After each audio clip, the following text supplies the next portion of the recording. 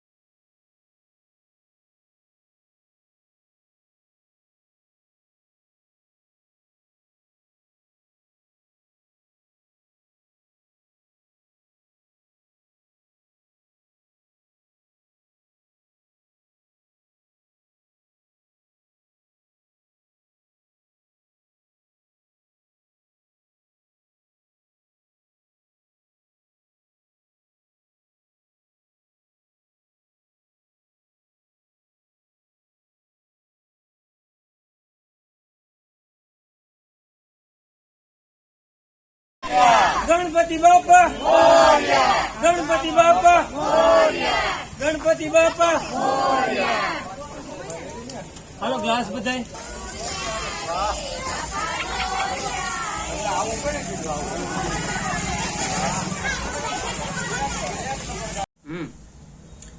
રશ્મિનભાઈ ડોડિયા, પૂર્વ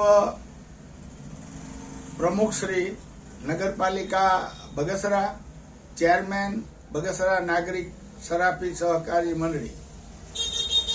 સમગ્ર વિશ્વની અંદર હિન્દુ સમાજ જે જગ્યાએ આજે રહેલ છે, દરેક જગ્યાએ વિશ્વના ખૂણે ખૂણામાં એ દુંદાળા દેવ નો 11 દિવસ એ ચાલતો પૂજન કાર્યક્રમ અને સ્થાપના બાદ આજે રંગે ચંગે આજે વિશ્વભરની અંદર જે વિસર્જનનો કાર્યક્રમ થયો, એ કાર્યક્રમની અંદર બગસરાની અંદર પણ જુદી જુદી જગ્યાએ થયેલા સ્થાપન એ ગણેશજીના વિસર્જનનો સાતલડી નદીની અંદર એ આજે વિસર્જન કરવામાં આવ્યું છે.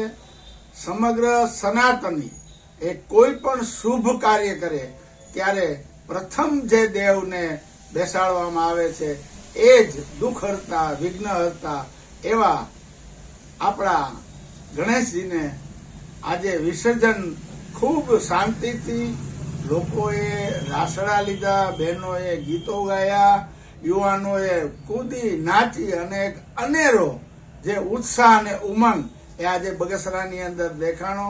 ભાઈચારો પણ એટલો જ હિન્દુ અને મુસ્લિમ તમામ ભાઈઓએ આ કાર્યક્રમની અંદર આ તકને ઝડપી લીધી છે. એ બદલ ખૂબ શાંતિથી, સંતોષ સાથે અને વ્યવસ્થાના ભાગરૂપે એ જેમને જવાબદારી હતી એ તમામે પૂર્ણ રૂપે પોતાની જવાબદારી નિભાવી છે અને એક ખૂબ આનંદ અતિરેકથી આજનો આ કાર્યક્રમ એ સમાપન થયો છે. જય વિશ્વ વિઘ્ન હર્તા.